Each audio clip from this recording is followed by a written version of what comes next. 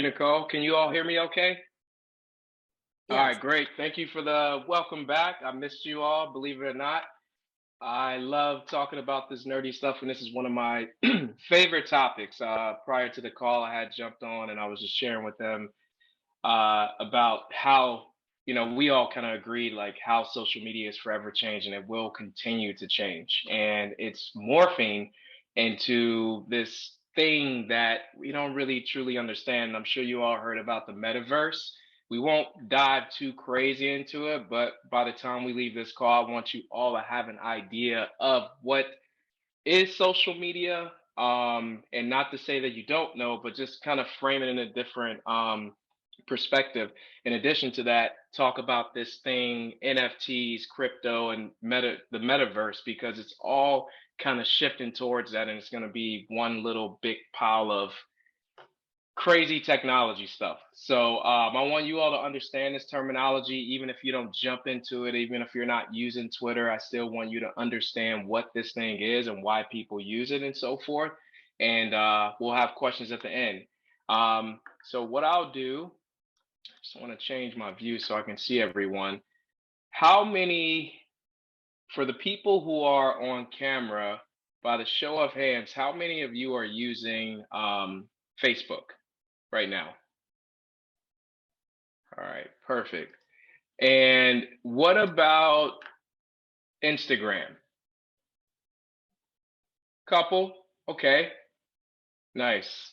And how about Twitter? Okay, that's cool. Yeah, and that's usually the case. So we have more hands. You probably weren't, if you weren't paying attention. There was more people that use Facebook than Twitter and Instagram. It's usually just like that. Facebook, Instagram, and then Twitter. You have all of these things called TikTok, which you're hearing from the young folks. I'm not even that cool to use TikTok, so don't feel bad if you're not on TikTok. You have Snapchat, which again, I'm not that cool. I see Marilyn putting her thumbs down for Snapchat. Okay, Betty put her thumbs up. So yeah, my mom is on Snapchat, and for whatever reason, she thinks she's cool because she know how to use filters. But trust me, I bring that down a lot. I'm like, listen, you're not cool. But it is something that I want you all to know. So if you're hearing all these things, it's great for you to know, because if you have kids or grandkids that are using these different tools, it's just a nice to have in your brain pocket, if you will, just to know what these things are. So when it comes down to social media, I like to frame it this way. Facebook to me is like this this platform that allow us to communicate with our friends, family, as well as brands, i.e. Target, Walmart, or whatever, so you can follow them. So yeah, we were all taught not to be followers, and that's what we've become in this social media day and age. You have to follow people. So I had this question from a lady that I've worked with for years, and she can't quite grasp what these things are, even though she has an account. So when I broke it down this way, she said she finally understood, and so I want to share the same perspective with you to see if I can get through to all of you. So Facebook, imagine for instance, right now we are all physically in each other's presence. So I am sitting I pick up a box, I stand on top of that box, and I'm like, hey guys, I just had a cup of coffee. And then Frida's like, I like it. Rose is like, you should have had tea. Marilyn's like, I don't know where I'm at. I like them both. So the thing is that we're able to, in real time with Facebook, I'm able to post something on there, my food, my pictures from my vacation, pictures of my grandkids, of my new bicycle, my dog, whatever, and you all can like or dislike, you can comment on it. In addition to that, because Facebook is more geared towards friends and family, you may see that Frida may say, well, I just saw that Sheila said thumbs up, or she said, wow, Julius, that seems like it was a great cup of coffee. And she's like, who is Sheila? I'm not friends with Sheila. So eventually, because I'm friends with Sheila, Frida may get something to pop up on her side in Facebook to say, hey, you might want to be friends with Sheila because it's someone that you may know. You ever get that? People that you may know.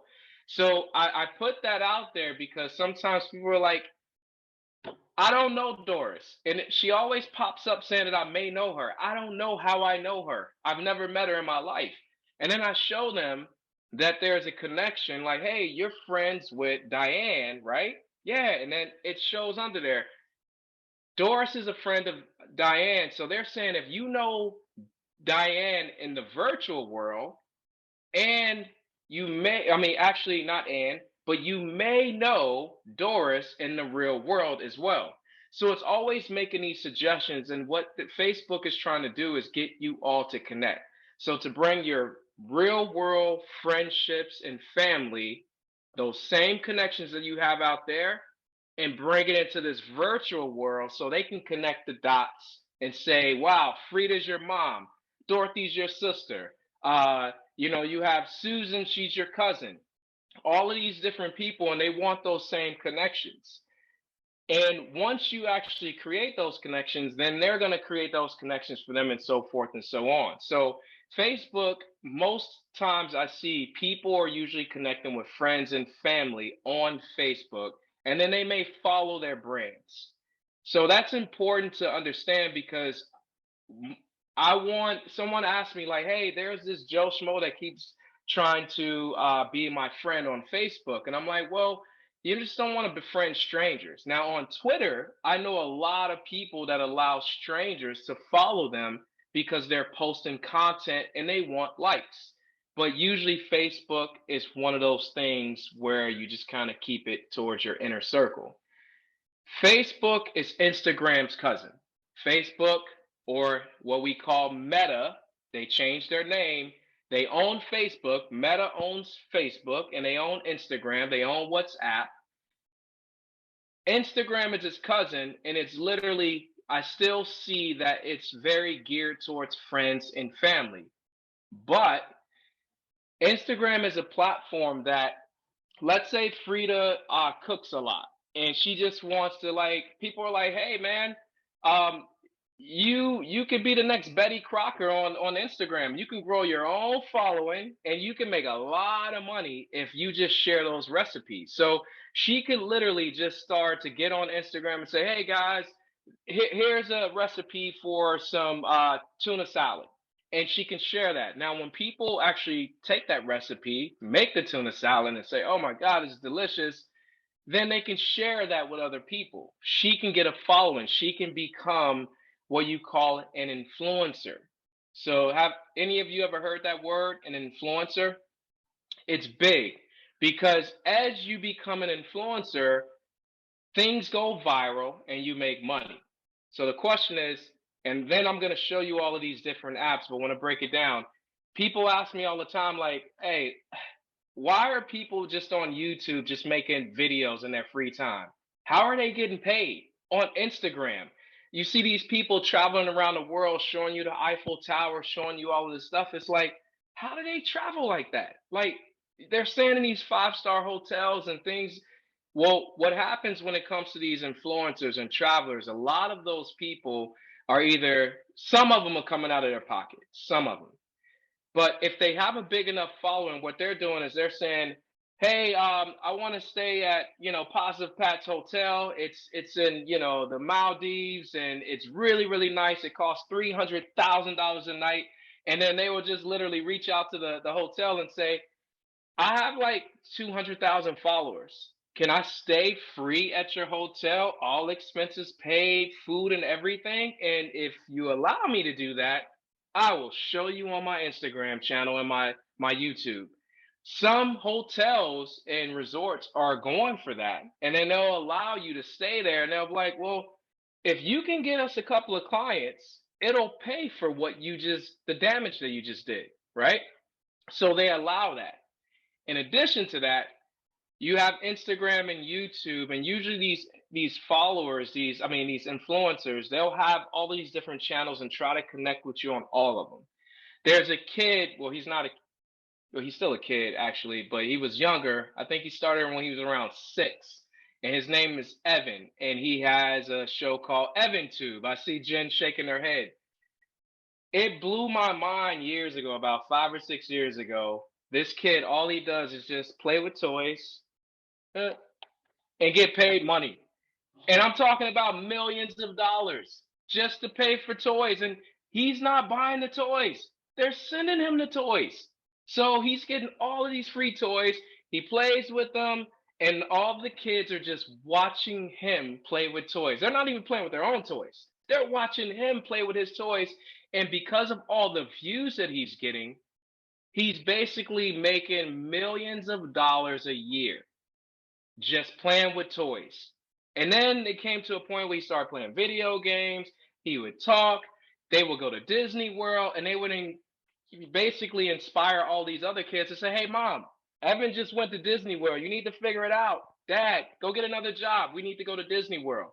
So that's how these influencers work, and they need you to basically stay engaged with them. So you have these influencers. Then you get down to the whole Snapchat. You have OnlyFans. You have sites like that. You have the TikTok, which is really big, and that just really can take you down a rabbit hole. My wife's dad, he can spend hours on TikTok just scrolling and scrolling and scrolling. And don't pull up any cat or dog videos. You will never ever get off the TikTok. Same thing with YouTube. So all of these different things, social media is just trying to get you to become more social in this virtual world and share media, i.e., pictures, video, or any type of content. If you want to write a poem and put it on there, people can comment on it and confabulate with you and say, "Oh my God, it was so deep. I really like that." Or you shared some type of meme, or you shared a quote, an inspiring quote. People are looking for that, and they're always trying to connect, not just in the social world, but in the virtual world as well. So, with that being said, just to tie it up before I kind of dive into the apps and just show you a little bit more, we are now taking these real world conversations and real world relationships and transforming them into this virtual connection. So, for example, if I were to, Bonnie and I were friends, and then Bonnie said, let me let me unfriend this guy. People are taking real offense to that. Like, hey, we're not friends on Facebook anymore. When I see you in the real world, don't say anything to me. I've seen people do this. I'm not even joking with you. So these real world relationships have these ties in the virtual world, and if you don't like that picture or you don't comment, people are like, didn't you see what I did on Facebook? Didn't you see what I did? Why I posted on Instagram? So it's this connection, and there's a record of it.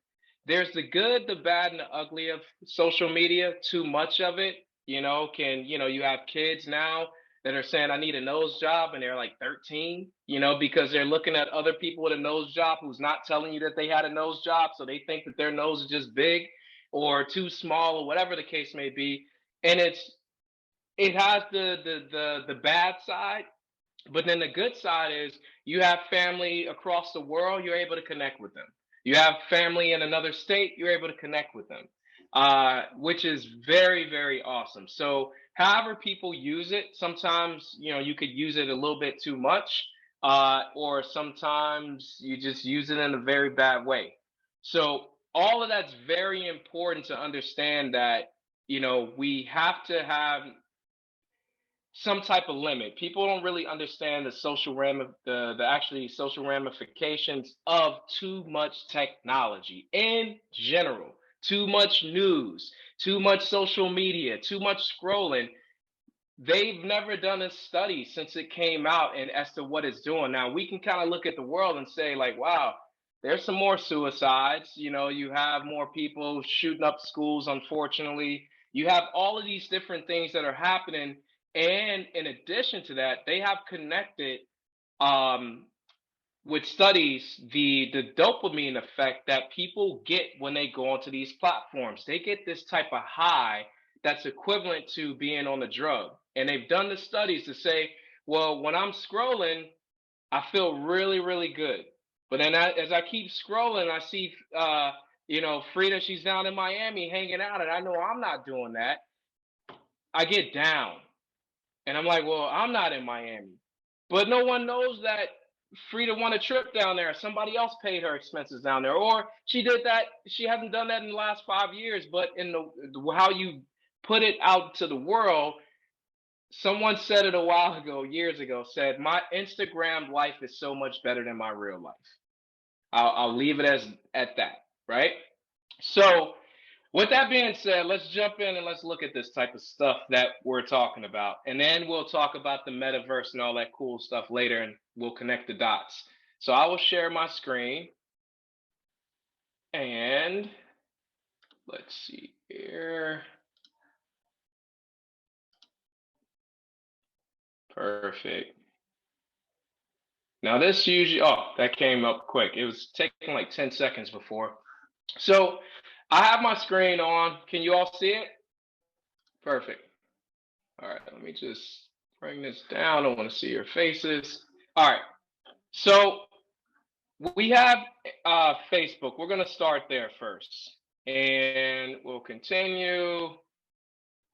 I'll keep this on just so you all know. Sometimes it says allow Facebook. You'll get this. Should you share your location, track your activity, things of that nature? It's completely up to you.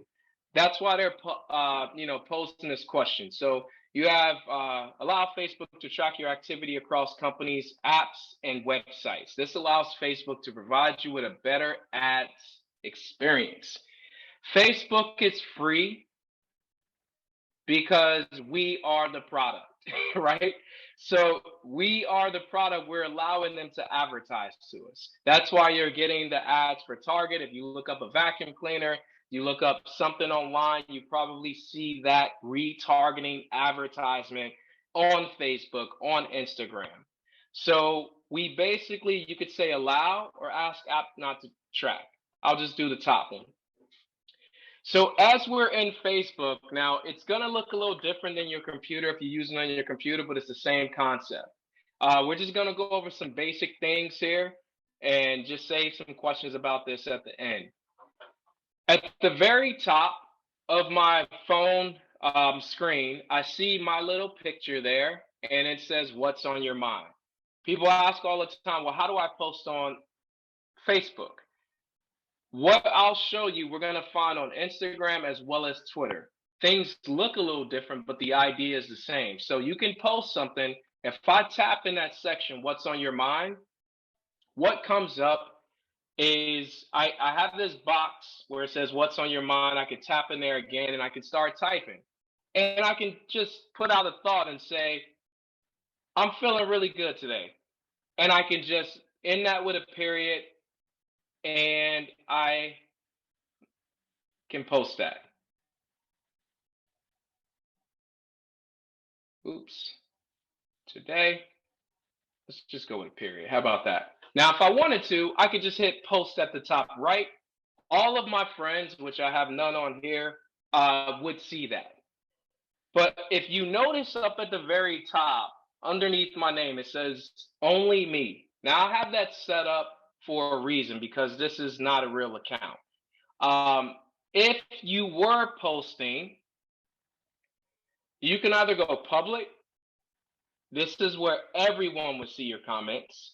Or you can go with friends and friends accept or specific friends. So you can actually put a post on your wall, if you will, that only specific friends. So let's say you have 100 friends and you're like, hey, I'm taking off to Italy, but you don't want all of your 100 friends and family to know that. You just want like 8 of those 100 to know it because those are the ones that are not going to be jealous. So you could go with specific friends. Or you could say friends accept and then point out the people that you don't actually want to see your post. Or you could just put it out to all your friends. What's common is option number 2. All of your friends on Facebook would see your post. So if I go there and I'll just tap on friends, I'll hit done at the top right. Now yours is probably already set to friends. I have mine set to only me, even though I'm the only one on this platform. I think I have one fake friend on here, but you'll probably always see that. But I want to bring that to your attention so that you know that you have the option. And on the computer, you have the same option as well. Now, on the bottom here, it says add to your post at the very bottom. So the little green icon, it looks like a little image. It's very small, but if I tap on that, then I get photo, video. It tells me what those things are. I can add a photo that's saved onto my phone or video, or I can actually do it live. So if I hit photo, video, we could see that these are all my photos in my phone. I gave Facebook and Instagram access. Usually when you first install it on your phone, they'll say allow Facebook and Instagram access to all your photos. I've had the question posited where they say, well, now is Instagram and Facebook, or basically the same company, gonna always have all of my photos? No, what you're basically doing is you're saying, Facebook, I trust you. Here's a key to my photo album. Anytime I want you to go and get a photo out of there, or I tell you to post a photo, I'm giving you access to do it, but you just can't do it on your own. So you have to post the photo. They have a door to get to your photos now. So if I choose one of these photos here, which, you know what? Let's choose the tortoise. So I'll choose one photo here, and that's my photo I want to add. I can add filters, effects, and all of that cool stuff, but I won't. And then now, the next little guy is a tag. So let's say, for instance, if I were with Marion and Dorothy, we're all hanging out, and this is a photo of us. I can tag them in this photo so that people will know, like, well, who was in that photo with you? And I can actually tag them. I only have one friend on here that's fake. So I'll tag them. I'll hit done. Now CM Matthews is actually tagged in this photo. That's just saying that, hey, Nancy and John is in this photo with me. Filling or acting, I can give an emoji. I can check in if I'm at a location. Sometimes you can go to a coffee shop and they'll say, hey, check in while you're here. You get 20% off your coffee. Or you just want to let people know, like, I'm checking in and I am at, the Eiffel Tower. I'm checking in here. So people actually know you're there. You can use your camera so you could take a live photo at that very moment, raise money, tag an event, and all other good stuff. So we're just going to leave it at that. I'm just going to bring this little guy down, and I'll post this here at the top right. That was my post. I'm feeling really good today. If I had friends, they would probably like it, but I don't have friends, so I do not expect any likes or comments. So with that, I will show you one now that is from one of the Mirasol clubs. This is a country club down here in Florida that I follow.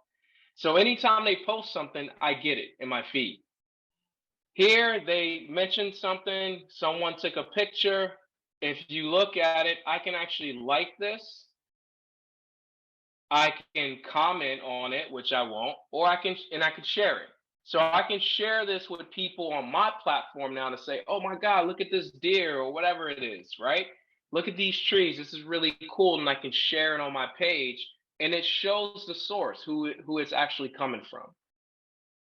In addition to that, if you notice those three dots at the top near the X of this post, right across from the country club at Mirasol, when I tap on that, maybe this is something I'm like, hey, you know what? I actually want to share this with Marilyn one day. I'll see her next week. So I can save this post. I can hide this post. I'm like, I really don't like trees. I don't want to see a tree again in my life, right? I can hide it. I can report this photo. If it's something offensive, that shouldn't be on a platform because Facebook is just not the police of everything. They have algorithms to try to monitor things, but they can't see everything. You could say, wow, this is really inappropriate, and you can report that photo. Turn notifications on this post. Let's say it's a really popular post and you want to get notified anytime anyone comments, you can turn on notifications. You can view the edit history and so on and so forth. Now, being that this is a brand and you could do this with people, sometimes if you have a friend or even a brand that is posting things way too much, and you're like, wow, this is just, I don't want to see them all the time in my news feed every single day. You can unfollow them, or you could, obviously just not be their friend on Facebook. So if you unfollow them, they won't get a notification to say that you're not following their posts. And if you ever want to see them, you could just go to their page. But that is an option. So let's go down. Keep going. Before we move out of Facebook, I want to show you this here. This right here is an ad. It's suggested for me. It says suggested for you. So you can't stop ads because these companies are paying for the ads to get in front of you. But what you could do is you can click on the three dots again, and it says, it gives me the option to, follow this page. I don't want to follow it.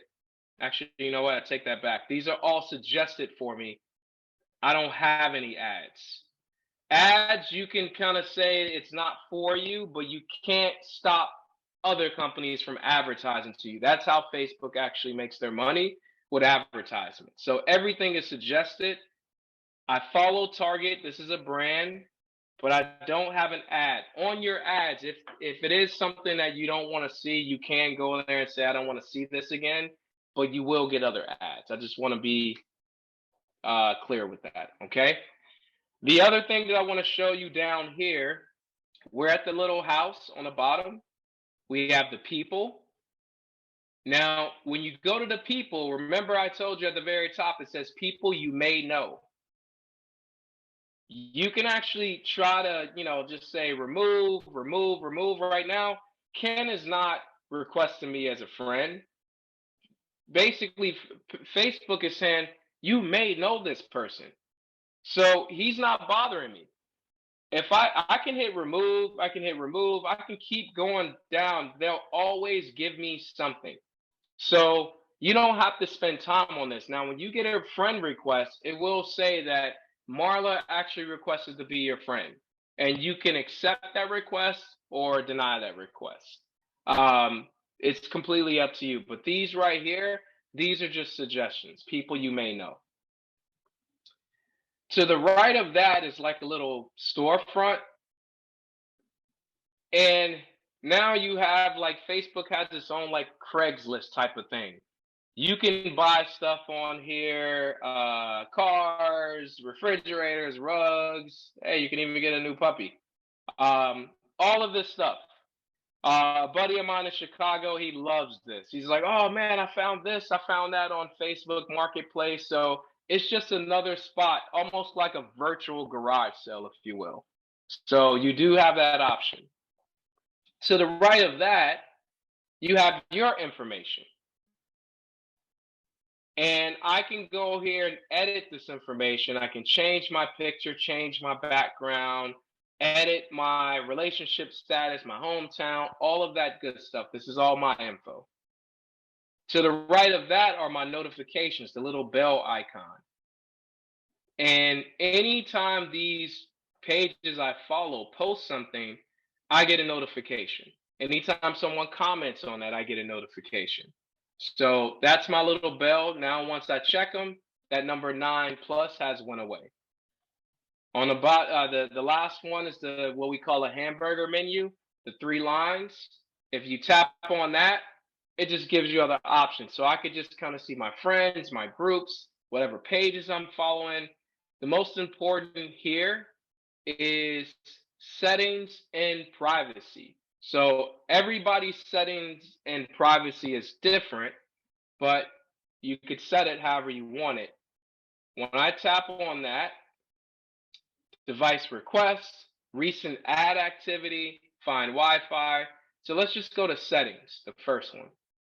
When I go there, I can change my password, my personal and account information. If I got a new email address, I can update it here. Preferences on notifications, media, language. You have all of these different options, which you can kind of go through and customize yourself. And they really spell it out for you to kind of explain to you what these things are and what you would be changing should you change your permission. So when it comes down to your information, I like activity log. Sometimes when people get hacked on Facebook, because it happens a lot, I will go to the activity log. And actually, I take that back. That move, the activity log is like your activity, but there's a way you can actually see who's logged in with your information. Let's go to password and security. Here we go. Password and security. When you're logged in or where you're logged in, you can see every place. So someone had told me before, like, oh man, someone's logging into my account. And I'm like, well, it says that it's in Boynton Beach and you live in Boynton Beach, and it says it's a Windows PC. Oh yeah, that's my PC right there. I'm like, okay, no one's breaking into your account. That's you. But if you ever see Russia right here, or you see India, or you see Pakistan, Japan, or whatever, anything that seems out of the ordinary that's not your device, it'll tell you an iPhone. If you don't have an iPhone that's accessing your Facebook account, you might want to just hit the three dots and you can log out from that device right from here. So you have that option even on a desktop computer. So check where you're logged in. And again, it's a different way of going about it on the desktop, but I really like this because I like security, as you all know. Two-factor authentication, authorized logins, all of this good stuff. I think it would be advantageous for you all to just spend some time. You don't have to do it all at once, and just go and make sure if you have a Facebook account, make sure you're buttoned up. You have a strong password, because although you may not be spending money on Facebook, a lot of people's Facebook get hacked or social media, and they befriend someone else that is your friend, and they say, well, hey, Barbara, I need $3,000. I'm good for it. And they're like, oh my God, I can't believe that you're locked up in England. I'll send you the money. I know you're good for it. And then they never get it back because someone has gained access to their account, and it's just fake. So just make sure that you're the only one in your account. And you can do that by going to your security and privacy. With that, we're going to pop out of here. We're doing great on time, by the way. We're going to pop out of here, and we're just going to go on Messenger really quick. Only because there's a lot of confusion with Messenger. People have asked me, like, well, from an iPhone standpoint, we have messages.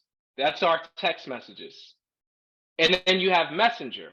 They're two separate entities. So Facebook or Meta, they own Messenger, which is this icon here that's next to the right of the Facebook.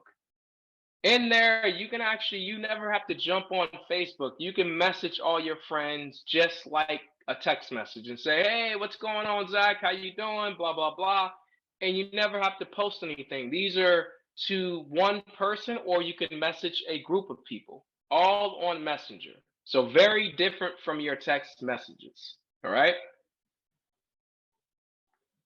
Let's pop down to Instagram now. And we're going to see that the format is the same, but the idea is different. So if Facebook is this place where I could just type up a poem, I could post a picture, I could post a video, Instagram is really crazy media. Like, it's just show a picture, show a video.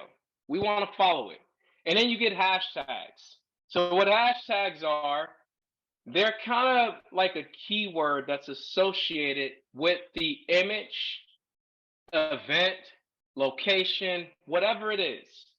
So right here, Club at Ibis, it says, help us celebrate hashtag National Social Media Day by blah, blah, blah. National Social Media Day is a hashtag. We see it in blue. It's kind of like when you put that, what you all may know as the pound sign, in front of a word, no spaces, that is a hashtag. So if I wanted to go out in real life and we're all hanging out in Miami together physically, we're not on social media, and I'm like, oh man, we're hanging out in Miami. We're going to the beach. We're eating really good food, and then they'll say, well, hey man, Julius, how do you feel? Like, if you can sum this up in a few different words, how can you sum up your vacation? I was like, well, you know what? Hashtag Miami Beach. Hashtag I love the beach. Hashtag the ocean. Hashtag Atlantic Ocean. Hashtag delicious food, all of the things that you associate with Miami. And that's from your perspective. But here's the thing, when it comes down to these hashtags, a lot of people will create their own hashtags. So I could say Julius loves hashtag Julius loves Miami, pound sign Julius loves Miami. Nobody in the world probably used that hashtag. Maybe only me. So I don't think that anyone would search that hashtag. So in this case, let's look at some hashtags that are popular. Okay, so I just pulled up this one right here: high protein spinach and feta turkey burgers. This is just a repeating little reel. Okay, so I want to look specifically at the hashtags now here. We have burger, hashtag burger, and I won't keep putting the hashtag in front of it, but burger, turkey burger, feta. They meant to say spinach, but that is an O. We just saw an error right there. You see it? So I'll say spinach, feta spinach, and so forth and so on. So if I just tap on, let me go with summer. It's the third row. I know that that's going to be a very popular hashtag that people can associate with 533 million posts. So there are 533 million posts that have it has a hashtag of summer, meaning that again, anybody in the world can use these hashtags. People say, well, why do people use hashtags? Well, sometimes they want to be searched by that hashtag. So if you don't know Turkish airline lady who's dancing right now, or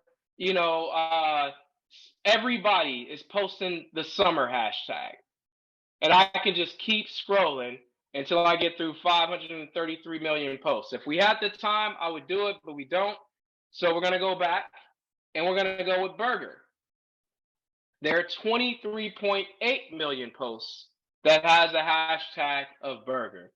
And I'm pretty sure that we're probably just going to see a lot of burgers.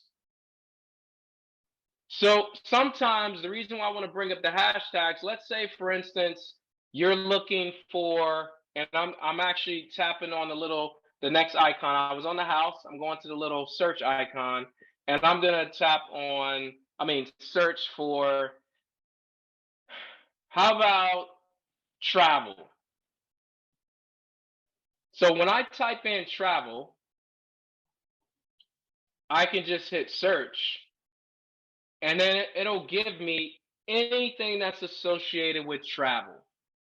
Any type of hashtag. Let's click on this picture. This looks really, really cool. Alberta. If I go up here and I tap on more, we'll see that travel is one of their hashtags. You see it? It's in the third row next to Calgary. So any type of thing that you're looking for on Instagram, maybe you're looking for healthy recipes.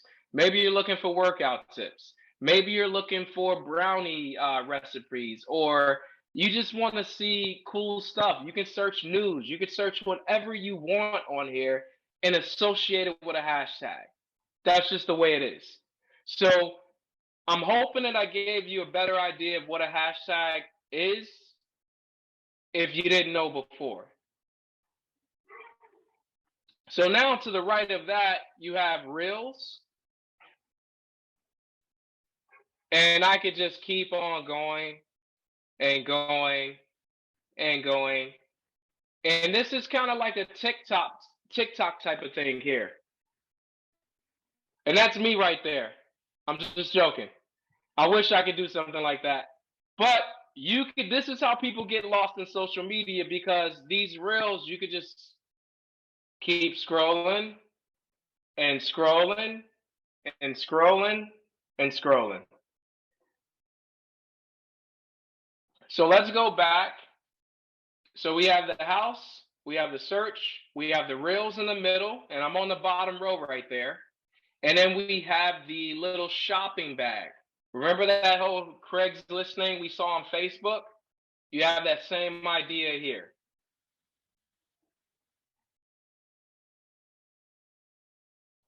To the right of that, we saw the profiles. This is my profile here. I'm able to go in here and see, discover people. They're saying, hey, so and so follows you, follow them back. Not in the mood. So you'll see all of these different people or whatever that follows you, or people that they may suggest. Completely up to you who to follow. All the brands, any news station, everybody actually has an account that's somebody here, and then you can find big followers. One of the things I do want to bring to your attention too, let me just go back and I want to bring up, how about Tom Cruise? So as you see here, I just searched Tom Cruise. Maybe you have a favorite actor, actress, musician that you want to follow.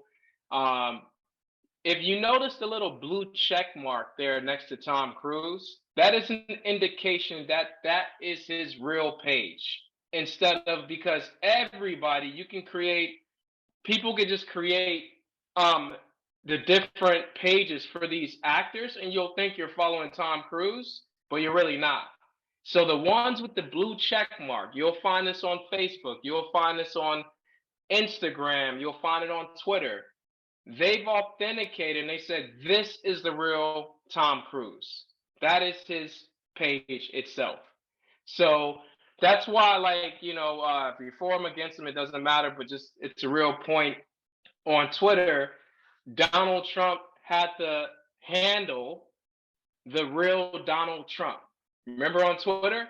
People ask me, like, why did he put the real Donald Trump? Like, are you the fake? Like, why would you do that? Because someone grabbed his other name that says Donald Trump. So he used the real Donald Trump as his name, instead of, like, here's just Tom Cruise. Now we have these authentication methods where they can validate if they're a celebrity or not, and you have to go through a process. So I'm still waiting for my approval, but they haven't approved me yet. I don't get the blue check mark. All right. So at the very top right here, I want you to see that hamburger menu. On Facebook, it was on the bottom on the phone. On Instagram, it's at the top. You'll see your settings, your activity, archive. You can save things on here, close friends, all of this good information. But settings, when you go into settings, you have that same privacy, security.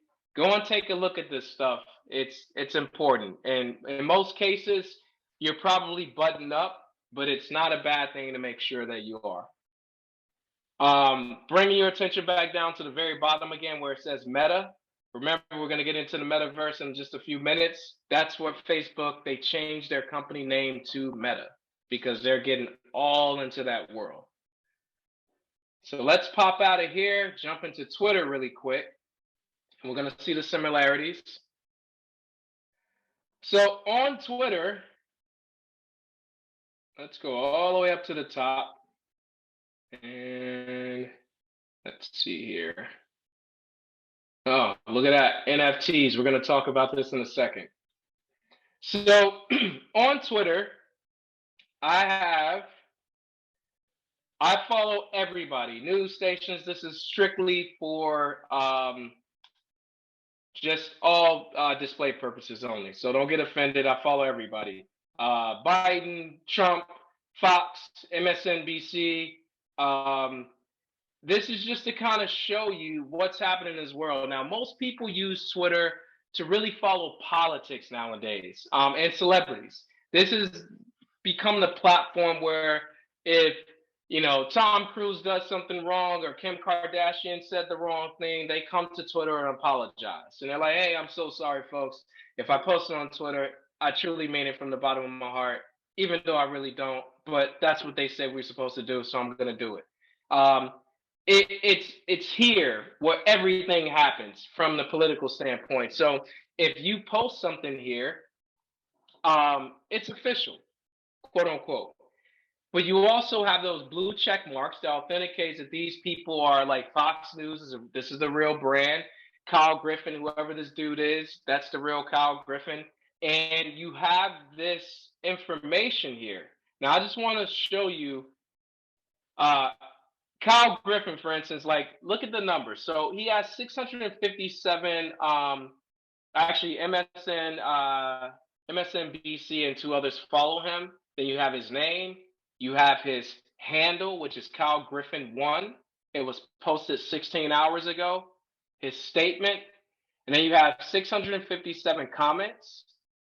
You have 6,357 retweets, meaning someone said, if Pat Potter was like, "Hey, I just saw a bird in the sky." And I'm like, "Hey, Pat Potter just saw a bird in the sky." And then Nancy and John said, "Hey, Julius said that Pat Potter said that there was a bird in the sky."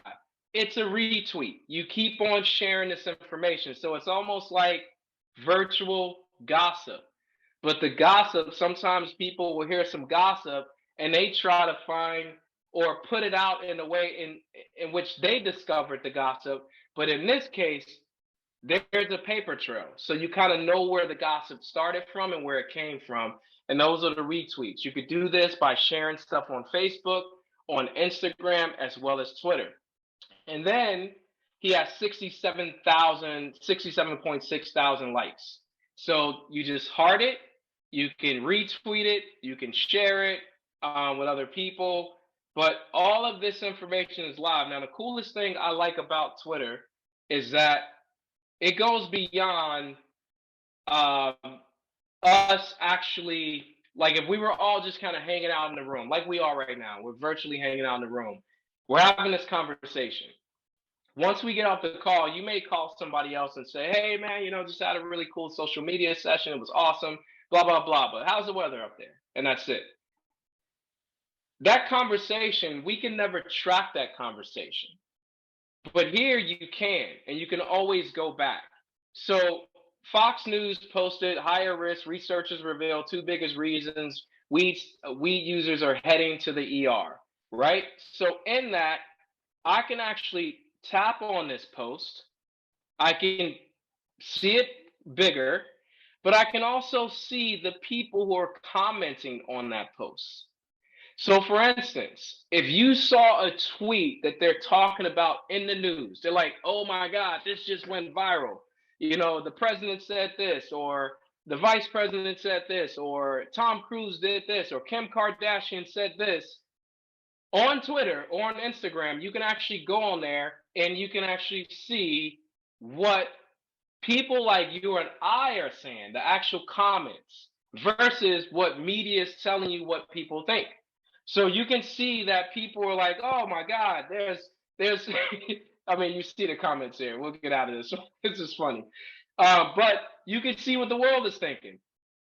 And that's what I actually like about Twitter, because it's just like people rarely click on it. They'll just look at the tweet, but not really go into the actual tweet itself. So you can come here and say, "Oh, wow, I wish someone would bring proof, blah, blah, blah." And you could see what the true consensus is on Twitter.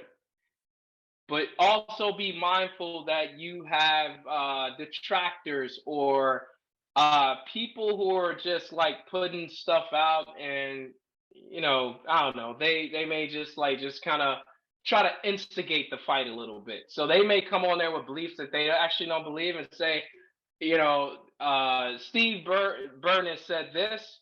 "I don't like you, Steve," and then just start duking it out with him right then and there. Steve was like, "Well, you don't even know me. Well, I don't like you. You have a big head." And you could just go back and forth here, right? So you have that on Twitter. You have your search. This is where kind of like the hashtags really started. So in the search, they'll tell you what's trending, different things that's happening in the world, hashtags that are trending. You can go and check that out. You have the little bell icon, get notifications, and then you have direct messages. So you can actually reach out to people. And you can do this on Instagram as well, where you could just send a DM or a direct message to that particular person and say, "Hey, Tom Cruise, man, I really think you're not the best actor. I know people tell you you are, but you're really not. And I need you to hear that from me, even though I'm a nobody, but I want you to hear it." So you can send direct messages, and not everyone will accept them, but you can certainly try.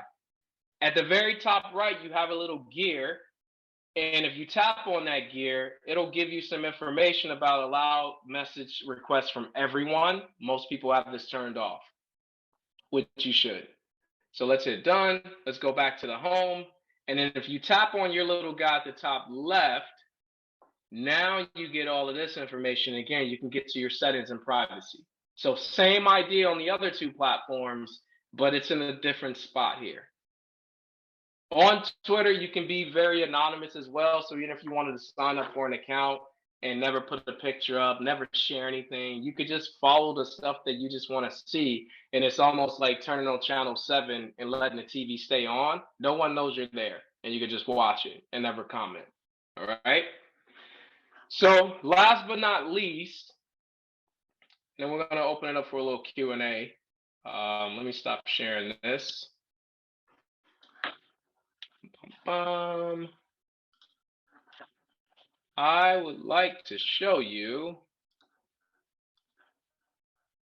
this whole thing on the metaverse. All right. So I get a lot of questions about the metaverse from young and old. It doesn't matter. A lot of people don't understand it. So I'm going to try my best to break it down in the most simplest way possible. And I hope it lands. So think about two things. What we just went over, everything that we do in the virtual world. In order to see Facebook, Instagram, Twitter, you cannot see into this world without a window, i.e., smartphone, tablet, computer, right? You need a window to look into this world. Otherwise, the digital world doesn't exist. I can't see it. You can't touch it even when you do see it. In the physical world, in the real world, if we're all hanging out in Miami like we are, I can, bring out my physical album and say, "Hey, here's my baby, here's my mom." And I can say, "Hey, take the picture, hold the picture, look at the picture." I can tell you stories about my life, and you all can just say, "Hey, Julius, man, that's really cool. I'm so glad you went on that hike. That was really awesome." Blah blah blah, and everything kind of stays there. And then you could take it out and say, "Man, I was talking to Julius, and he told me about this hike. He climbed up Mount Everest with no jacket, and he just did it. He was that guy." So you're able to share these stories, but there's no trace of it. In the metaverse, imagine, for instance, the way you still have to see it. You either have to see it via virtual reality, which is like kind of putting on some type of mechanism, goggles or something like that. And everything that you see virtually is just in that world. So you put on these, the real world goes away, and you only see the virtual world, and you're just looking around like, "Wow, this is cool."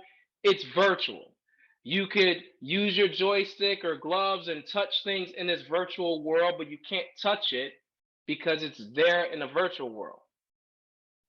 Augmented reality, so you have VR and then AR. Augmented reality is more like putting on some type of goggles or using your cell phone or tablet in augmenting reality, meaning that now I'm looking at my computer screen, this physical computer screen. I put on these glasses or I pick up my phone and I'm like, "All right, let me augment this." And it's kind of like sometimes the heads up display in your car, if you have that. Or if you see something as you're walking, you put on glasses and you're like, "Okay, I am going to put my directions in my glasses." This is coming, by the way. And as you're walking, you get to see the real world so you don't trip on the sidewalk, but you can see the directions as well in there. So it's augmenting. It's like another layer on top of reality, right? And you're walking, you're like, okay, go left. You're hearing it in your headphones. So it augments reality. Then you have the mixed reality, which is more like same idea as the virtual and the augmented, but now you could see with your glasses, and then you can actually pick something up, a science experiment in school, and say, hey, take container A and pour it in container B. And you're not really physically touching it, but you can actually act as though you're picking it up and pour it into this container, and everything's kind of done like Iron Man style. If you ever seen that movie, where you're just Minority Report, moving things around and shifting things up. So it's one of the reasons why we've been doing these swipes on our phone and zooming and doing all of these different things, because it's been gearing us up for this next level. So we have this virtual reality, augmented reality, and mixed reality. The metaverse, when you put on this thing, it's almost like making the internet into like this 3D world. And you're going to be able to say, man, I want to go to Amazon.com or the Amazon store. And you can actually go look in there in this augmented or virtual reality, go into the store, pick up that t-shirt, pick up the toilet paper, throw it in your cart, and it's all virtual. And then it ends up at your door by a drone one day, or like one of those or a delivery guy, or it could be a drone. So you have that whole metaverse, or you can play it like Sims. Like back in the day, people still play Sims to this day. It's an old school game, and you could just live in there. Now you can't eat in there, but you could act as though you're eating in there. So it's just a fake world, but it is big. And just a couple of pointers about it. The real estate world in the metaverse is like about $500 million. People actually buying virtual land. It's crazy. And they're making a lot of money off of this virtual land, that the only way you could see it is by putting something on and being able to get in there, because they know how big it's going to be. So it's kind of like at the beginning of the 19th century, people were just like going to get land, and now they're going to grab it there. Or the .com era, to buy like a domain like bestbuy.com. That's how Mark Cuban got rich, buying all these different domains. So now people are buying this virtual land. In addition to that, they're buying virtual art, NFTs. You all heard of NFTs? Non-fungible tokens. So imagine this. You're going to see it. If you haven't heard about it, after today, you'll hear more and more about it. So as crazy as this sounds, this is very true. So again, you could buy virtual land, NFTs. This is all social media related. Imagine, for instance, we go to the Louvre in France, and we want to go see the Mona Lisa. And we know that they own the Mona Lisa. We could just go and view it. So it's a physical entity that you can't touch, but it's there for you to view it. An NFT would be equivalent to me having a Mona Lisa in the virtual world, where it could only really be viewed in the virtual world. But when you see my Mona Lisa in the virtual world, you're like, Julius owns this Mona Lisa in the virtual world. I'm just going to screenshot it, and now I own it. Well, it doesn't work that way. So this NFT, non-fungible token, I have the digital rights to the Mona Lisa. So you can go and show that Mona Lisa to everybody in the world, but it's like, there's an association with me owning that particular piece of art in this world. So I can have, in the metaverse, I can set up my own Louvre, and I can charge people 1 Bitcoin to go and view the Mona Lisa, the real Mona Lisa, in the metaverse, and I can make money while I'm sleeping. And you all are just looking at the Mona Lisa because I own it. So a lot of people are buying art, NFTs. This is an NFT, and it's so many. Google it. just to learn a little bit more about it. You can actually watch some YouTube videos on it, but it's like massive. It does not make sense. And there are people, I don't even know where they're getting this money at. Young people buying NFTs for like $20,000, $10,000, $50,000, $100,000, and then reselling it a few months later for double, triple the price. And somebody's actually buying it and they're not making payments. They're buying it outright. So you have things like that. And then you have all of this digital currency. So you hear about Bitcoin, Ethereum, and then there's so many more. It's all about like, not to confuse you, but it's literally just there's a record, there's a ledger with this money. You know, you can find $1 on the ground and be like, oh, just found $1. You don't know who the owner of that dollar is if it's not in the wallet. Well, in the Bitcoin world, there is an association that's kind of tied to you. Now, you can go and lock this away, where there was some guy who actually had, I want to say, don't quote me, but I think it was something ridiculous like $200 million in Bitcoin. And he locked it away and created a password so secure that he forgot the password.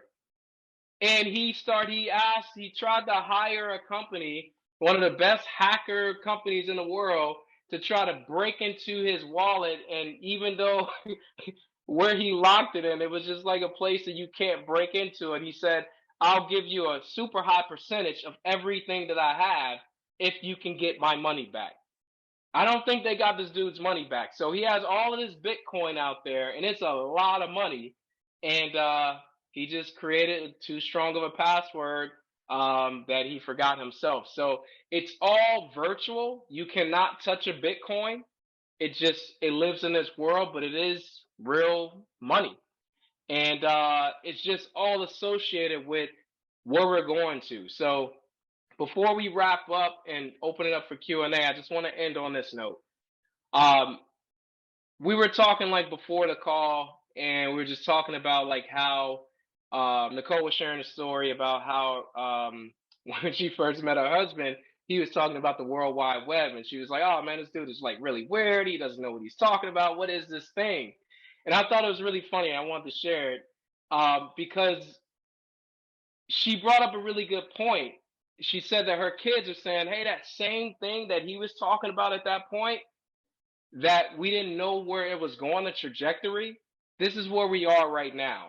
So everything that we have done thus far on the internet up until this day, and it's been some really cool stuff to come out. I've always said, I'm like, man, we're in the dinosaur age of this. This is not it. And it doesn't mean that I'm like so excited about it. And it doesn't mean that I'm like, this is the end of the world. It's just very scary for a guy like me to know some of the stuff that I know. And I'm like, there are people that are so tied up in their own life and they're forgetting about the whole world by being locked into this device. That's why when you go out to restaurants, people are like, and you're like, oh, and they're just eating their food and they have their family right in front of them and they're not paying attention to them. Kid didn't even get to eat, but they're just on their phone. They're lost. So imagine when you put something physical over your eyes, right? And you get into that world. So everything is the good, the bad, and the ugly. We all have the good sides of it. But when it comes down to this world, it's not to say that where we're going is bad, but it's just like it's something that you need to be cognizant of and understand the trajectory as to where we're going. We're getting more immersive in this internet thing.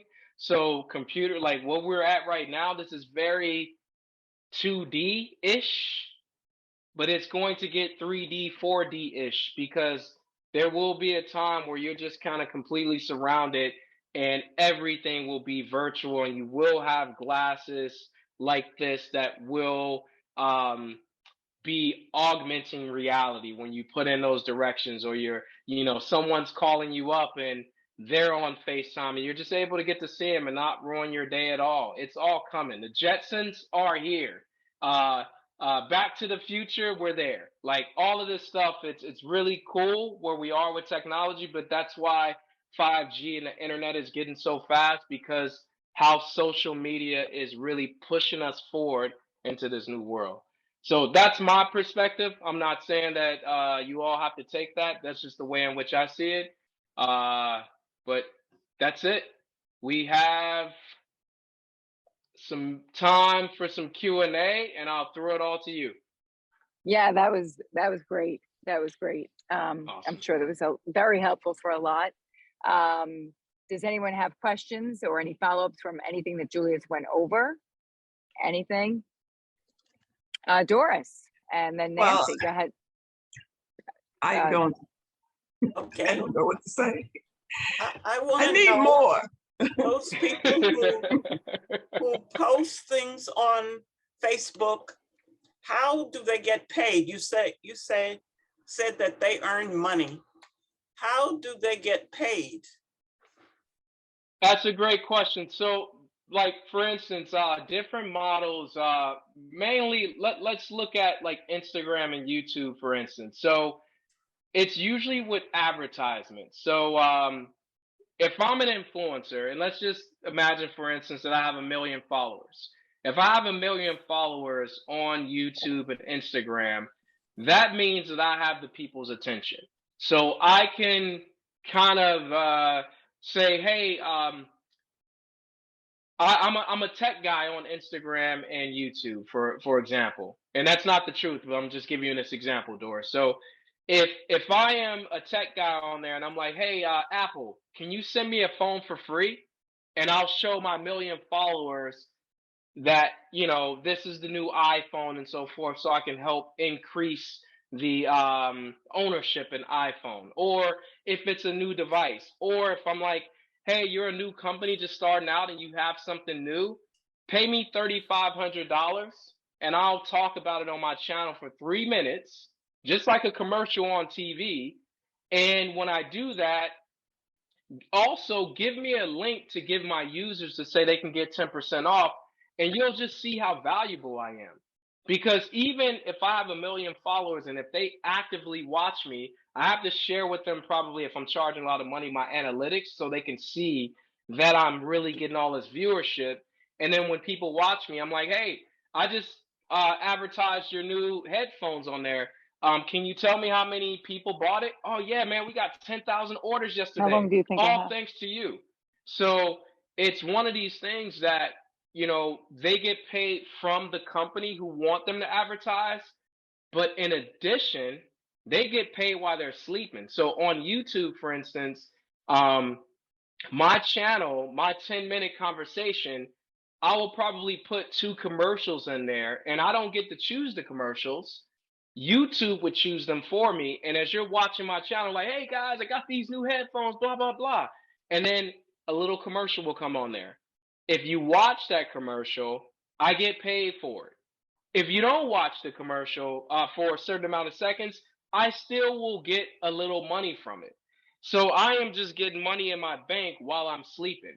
And that's how a lot of these influencers make money, by getting money from the company itself, or letting commercials or advertisements play during their channel when they're talking. Because people know that if I have 1 million followers and I have a lot of people's eyes, right? Like for instance, you all come to my best example. You all come to most of my talks. I see a lot of familiar faces here. So Nike could say, hey, Julius, you're getting 1 million people to watch you every single time you go on My Health Angel. I'm like, well, yeah, obviously. So I'll say, well, Nike, you want to put a Nike sign back here? And if you do that, I'll charge you $50,000. And they're like, absolutely, because if we can get, you know, 25,000 people to buy a pair of Nikes, man, you made us a lot of money, way more money than we paid you. So it's worth it. That's how they actually make money, by allowing people to advertise on their channel. In addition to that, doing business and brokering deals, and they get a lot of free stuff. Yep. Okay. Dan, go ahead, Doris. I asked you because on Gmail, Yes. These different people are saying you earn commissions. I didn't do anything to earn any commissions, so I don't bother with it. Or they say collect the commissions that I've earned. All I Yeah. did was share things. Well, depending upon where you are, you probably, I don't know what that is, but it could be fake. Usually you have to have like the viewership, have these social media channels, but you would know if you're making money. It's not about commissions. They actually get dollars added to their bank. Like you can look at your bank account and be like, oh yeah, I did earn commissions. You don't have to do anything after you get it set up and the money is in there. But you have to give them bank information for them to send you that money. No, in your case, I wouldn't say that that's truly legit. These influencers actually have the platform and the channels where they're being paid by legitimate companies like YouTube, by Instagram. Like they're getting that money from them. You don't that, but you would set that up before you even get an email such as that. So I wouldn't say that that's actually real. Yes. Yeah. Oh, I didn't hear the last part you said. I didn't fall for it. All right, I'm glad you didn't. Good. Okay, Dorothy, go ahead. Right, my screen went away. But my question is, will this be shown as a video? Could I review this session again? I didn't. Yes. So just go to My Health Angel. Yes, on myhealthangel.com at the top, you'll see a tab that says videos. And then if you click on that, you can go to Technology with Julius, and then you can rewatch this or many other of his amazing right, yes. because I was never able to get that Tricia Silverman's, the dietitian. I do that. That would be there also, huh? Trisha's one that does not record her videos. Oh. She does, yeah. So that's one of the. Okay. We only have like a very few amount that do not record videos, and she's one of them. So she's not but I'll go to the site. Okay. Yeah, but Julius has so many. Thank you, Julian. Wow, you're very welcome, Dorothy. So much information. It makes your hand want to explode, right? Yeah, he's amazing. Okay, Nancy and John, go ahead if you want to unmute. I just had a question, Julius. Is there a way to find out who is following yourself on Facebook? I try to keep it very, very tight, but there was a follower and I clicked on it and it was just blank. And I tried everything. I tried Googling how to do it. And I could not locate this individual. And I'm kind of anxious about it and would like to know, how do you find out who it is? Well, usually on Facebook, it's like kind of like your friends. So if you don't have like a public profile, which you probably don't, I think Facebook usually by default, it's just you're only able to allow, not only able to allow, but by default, your friends are following you and seeing your posts. Right. If you go in there in your settings and alter your settings and say you want the public to follow you, then that's the case. But in most cases, if you go to your friends, you'll see, let's say you have 100 friends, it should be one of those people that are following you. And see, I go to it says like I have 140 friends, but it's only 139. There's like one person sort of missing in action, and I can't figure out how to. Yeah, that's weird. Weird, I know. Is it possible that so it says 140 friends? I don't know if it's a feature where they can hide themselves from you. Right. That's what I'm almost wondering, because that's what it feels like. Because there's, there's like one number missing. Yeah. And then there's this follower I can't locate. It's very weird. Yeah, that is weird. They have to like be actually hiding themselves from you. Right. That's the only thing I can think of. That's weird. Yeah. Is it possible to do that, to hide yourself? I've never tried. I know you could, let me see here. A lot of times if someone blocks, if you're blocked from somebody, you will never see them. And that is a hidden thing in a sense. They're hidden because they can't see your stuff. Right. and you can't see Right. anything about them. So if like Nancy was friends with Barbara and Bonnie, and then Bonnie blocked Nancy and went on Barbara's wall, and Bonnie, you got to follow this one, and Bonnie posted something on Barbara's wall, Nancy would not be able to see the post that Bonnie posted, even though it's public on Barbara's wall. Nancy and Bonnie are blocked. So now anything Bonnie posts on Barbara's wall, even though you both are friends with Barbara, Right. you won't see at So I all. That's figured, true. if this person had me blocked or vice versa, even, I shouldn't have even been able to see, oh, you have a follower. But, it kept popping up. I'm thinking, well, who is it? Who is it? Like I said, I tried everything to try, different tips. I've Googled it, how to. When sometimes also when you have a follower, it means they friend requested you and you didn't accept them, but now they just follow you. So if you don't accept someone's friend request, they become a follower. They're just, and if you're not public and you're private, they're not seeing anything you post really. But if you post something that is public, they'll see it. Got it. So that is also another thing. If you have friend requests out there that you never accepted and they're just sitting there, that could be one of the followers, because that is what happens. I Okay. don't, but I'm when I first joined, I wasn't careful, and then I started to realize, it was about 10 years ago, to Yeah. type things up really, really, Yeah. started to get scared almost. I was hacked, and Yeah. that kind of thing. So it just was sort of alarming to me to have this person out there that I couldn't Weird. tell who it was. I know. Yeah. I know. So, Yeah, that's weird. I just found this here. Let me share this here. So I'm on Facebook and I went into followers and public content. So who can follow me? right. So if you want to go in there and just maybe change it to friends, like Nicole said, if you don't have them as your friend, but they can follow you, you can hit friends here.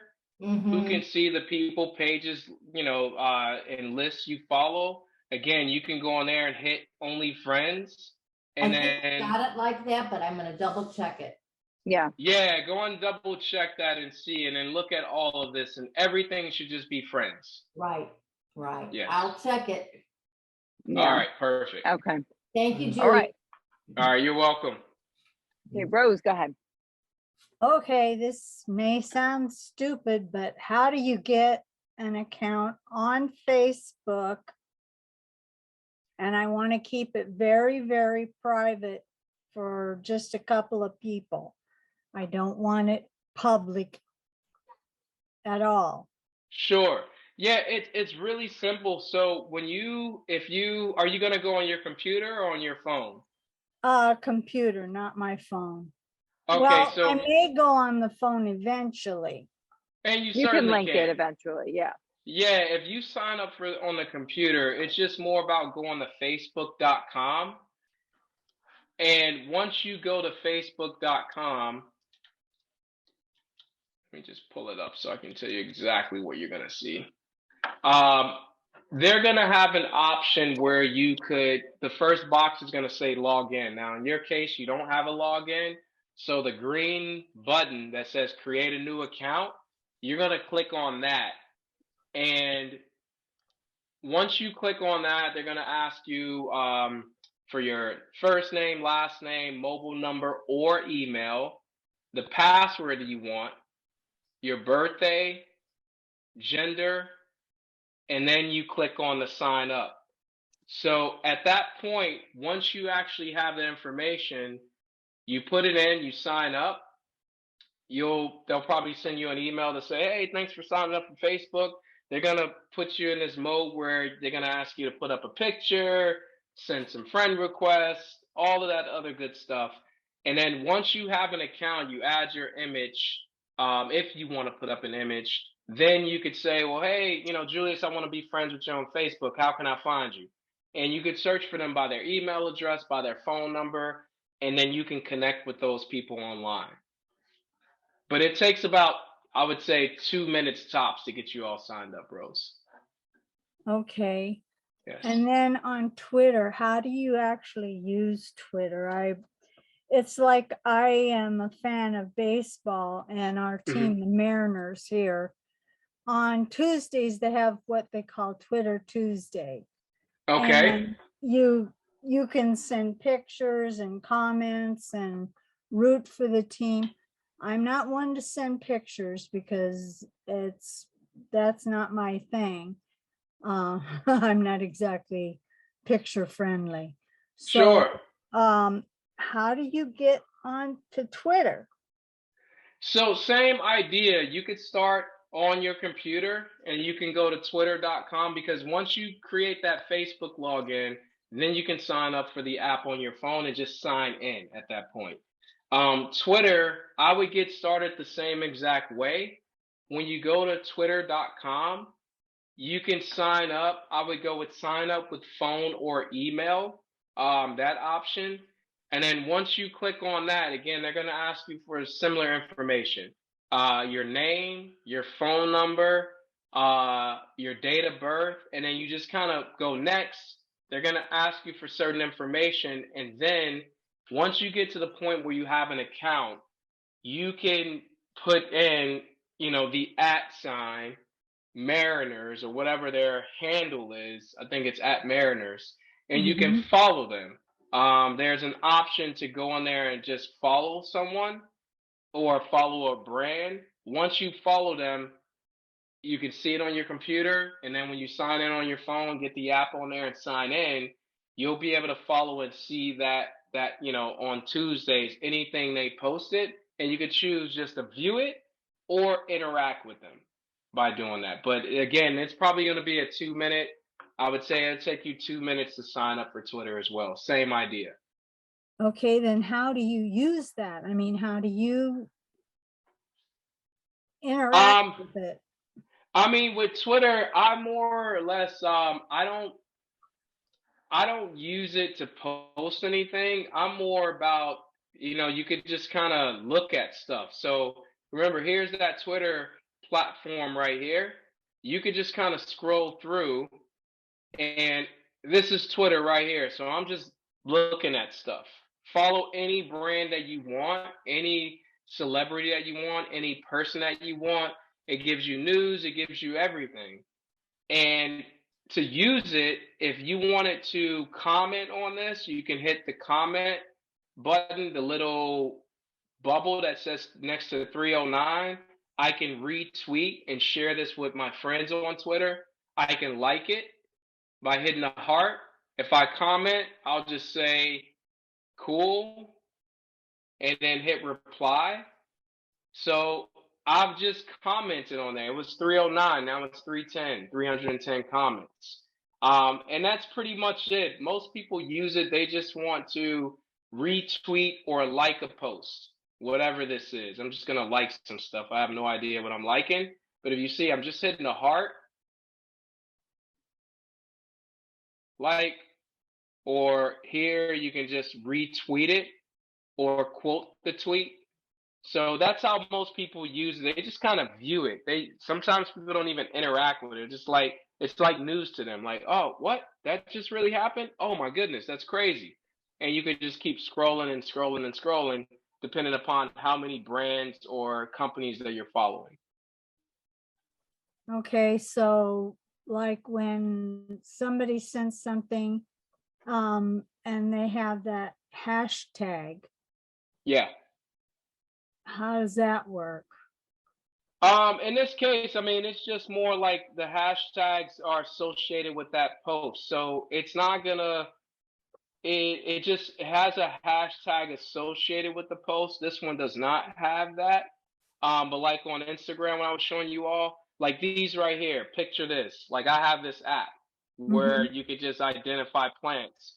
They have all of these different hashtags. They're just associating themselves with plant care, lawn care, grass, nature, gardening. And they put those hashtags in there to educate you a little bit more about what that post is about. And not that you can't see it from the picture or the video, but they want to get discovered by more people, so they use these hashtags. Okay. So that's the idea of Twitter. It's just more about most people I see, they just kind of follow stuff and just look at it. And it's just like a little bite size, like instead of going to NewYorkTimes.com or NYTimes.com, you could just follow them and they just kind of give you little tidbits of information as they post it. And as you scroll through and you can see it all. Okay, but I Yeah. have the option of only what I want on there, right? Yeah, anything you want to follow. It you have to choose. You can just follow just the Mariners and only see everything they post and you won't see any other thing on there. Okay, thank you All right. very much. You're welcome, I Rose. appreciate the help. You're very welcome. My pleasure.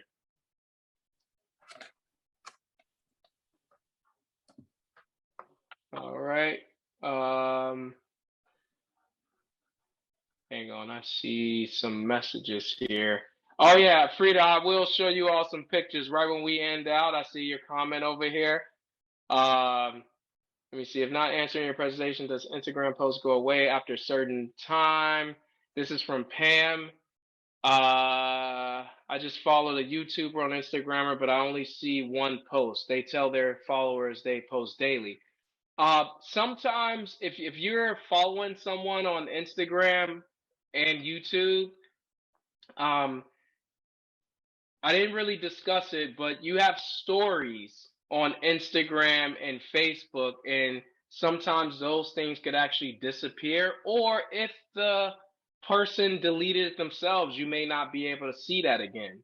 So I would literally just maybe look at that particular person you're following on Instagram, and you could just tap on their name to see all of their posts, and you should be able to discover it that way. But if it's inundated or that, with other things that you're following, you probably have to continue to scroll through. But if you tap on their name or their handle, you should be able to see all of their different posts that they posted, Pam. She sent me that message directly. Okay. So I think Mariana has if you want to unmute. Yeah, I just have a quick question. Yes. Instagram is more of a social platform for talking about lifestyles and stuff. Because I know it's on Instagram stories, like they make 1 or 2 minute videos just showing clips. Yeah, it's kind of like Instagram for me is a very reality TV type of thing. Most people want you to follow them if they're the next Anthony Bourdain. They just want to like show you their cooking style. They're always working out. They want to show you all these workout tips. Like there's this lady that my wife follows, and we just kind of laugh at it because she does the most insane workouts with the craziest things. It doesn't even make sense. It's like, what are you doing right now? Nobody's picking up a boulder on the side of the street and start lifting it and doing push-ups on it. But she has a lot of followers and people like that.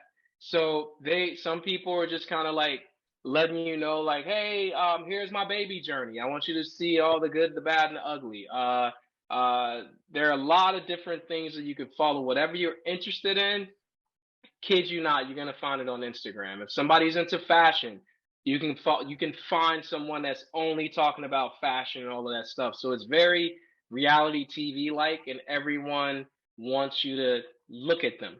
And they need those followers, they need those views.